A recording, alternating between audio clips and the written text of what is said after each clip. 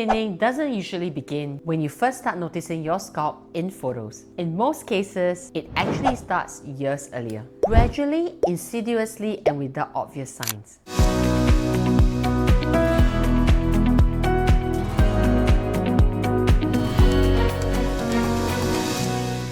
Hi, I'm Dr. Angeline Yong, board-certified dermatologist with a subspecialty in hair disorders and hair transplantation. In this video, I'll explain when medical technologies may help to improve hair density and when a hair transplant may or may not be necessary. Most patients only seek help once they begin to notice widening part lines, reduced ponytail thickness, or the scalp becoming more visible under bright lighting. But by the time hair density looks visibly reduced, the underlying biological process has often been developing for years. In many cases, hair loss begins with something called follicle miniaturisation. This means that the follicle doesn't disappear suddenly. Instead, it gradually begins to produce thinner, shorter hairs with each growth cycle. At this stage, the follicle is still alive but weaker. And that period is important because it represents the window where early intervention can make the greatest difference. A common myth is that once hair thinning begins, a transplant is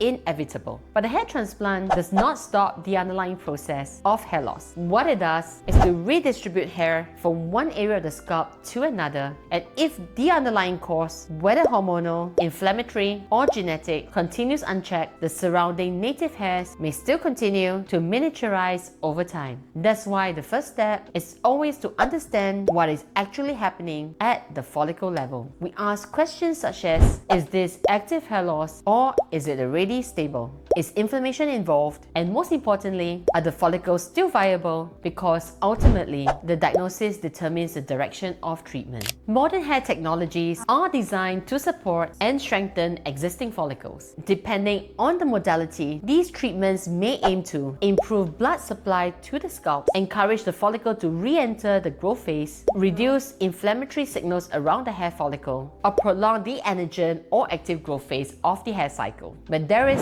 one important point to understand. These technologies will require living follicles to work. It cannot revive follicles that have become permanently scarred or inactive. That is why timing matters. So if scarring has occurred or if the follicles have completely shut down, stimulation alone will not restore hair density. In those situations, a hair transplant may become the more appropriate option. However, a hair transplant often works best after the underlying hair loss has first been stabilized. Otherwise, patients may continue to lose their native hairs around the transplanted area, which can affect the overall result over time. That's why hair restoration is rarely a single step. More often, it involves a long-term strategy that combines stabilizing hair loss and restoring density where needed. So when I assess hair thinning, I'm not just looking at how much hair has been lost. I look at several factors. 1. The pattern of hair thinning. 2. The degree of follicular miniaturization. 3. Overall scalp health. 4.